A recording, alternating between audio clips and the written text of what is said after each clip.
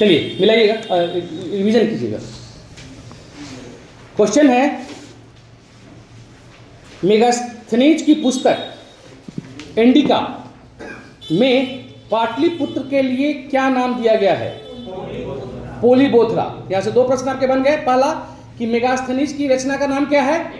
Indica. और indica में पाटलिपुत्र के लिए किस शब्द की चर्चा की गई? तो पोलीबोथरा का। दूसरा, बिहार के किस विद्वान को मैथिल कोकिल कहा जाता है? विद्यापति को। विद्यापति को नहीं पढ़े मतलब आप बिहार को नहीं पढ़े। अगला प्रश्न है, बिहार में सिल्क सिटी के रूप में किसे जाना जाता है? भागलपुर को। बिहार में विदेशिया नृत्य, अपने यहाँ एक नाटक होता है या नाच होता है गांव में ना, तो विदेशिया नाट होता है उसमें। तो इस नाट्य के रचनाकार कौन थे? भिखारी ठाकुर। बिहार बजट 2026-27 में राज्य की वित्तीय रोड मैप में सबसे अधिक ध्यान किस चीज पर दिया गया है? शिक्षा और स्वास्थ्य पर। आधुनिक बिहार का जनक किसे माना जाता है? किसे?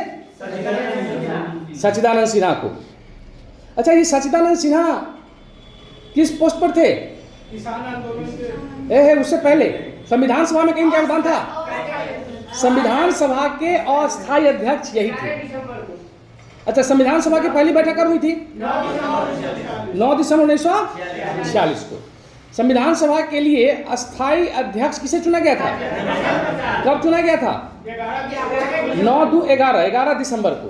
और ठीक 2 दिन के बाद संविधान सभा की कार्यवाही हुई, यानी 13 दिसंबर को। आगे बताइएगा, 1942 के भारत छोड़ो आंदोलन के समय बिहार के किस नेता को लोकनायक की उपाधि दी गई थी?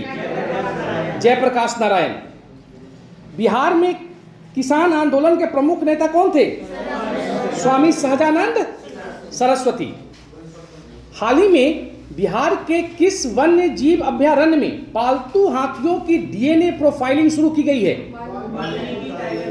वाल्मीकि टाइगर रिजर्व में।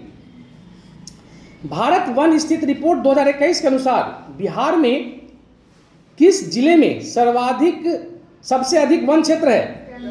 कैमूर में। गंगा नदी बिहार के किस जिले में प्रवेश करती है और किस जिले से बाहर निकलती है?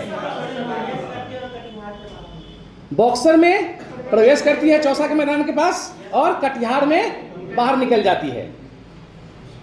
बिहार के किस नदी को सदा नीरा के नाम से जाना जाता है? गंडक। इस गंडक की एक और विशेषता जानिए कि इस गंडक की चर्चा जो है ये ऋग्वेद में है।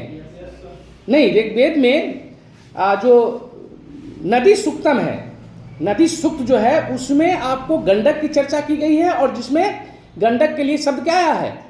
सदा नीरा।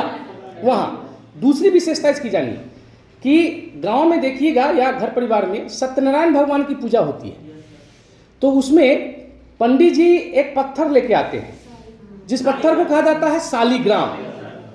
नहीं, ये शालिग्राम पत्थर जो है इसी गंडक नदी से मिलती है, और किसी दूसरे नदी में यह शालिग्राम नाम का पत्थर आपको नहीं मिलता है। इसकी एक और विशेषता यह है। क्लियर? Next point. आगे बताइएगा,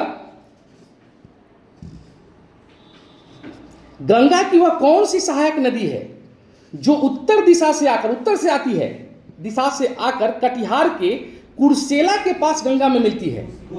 कोसी। और कोसी को और किस नाम से जानते हैं? बिहार का शोक। अच्छा, बिहार का शोक इसको क्यों कहा जाता है? केवल बाढ़ आने से नहीं, मार्ग बदलने के लिए। यह अपने मार्ग बदलने के लिए प्रसिद्ध है, रास्ता तुरंत बदलने की। पता चल रहा है कि आज एक घर के पास से अगर घर छोड़ देता और कल से तोर घर के पास जाके काट देला, कुख्यात है बेचारी। अच्छा, आगे बताइएगा, फल्गु नदी जहां पिंडदान होता है, नहीं, फल्गु नदी जो गया के पास बहती है, किन 2 धाराओं का संगम से बनी है? फल्गु नदी निरंजना और मोहना। निरंजना और मोहना 2 नदियों की संयुक्त धारा से फल्गु नदी का निर्माण होता है। बिहार के किस जिले में ककोलत जलप्रपात स्थित है? नवादा में।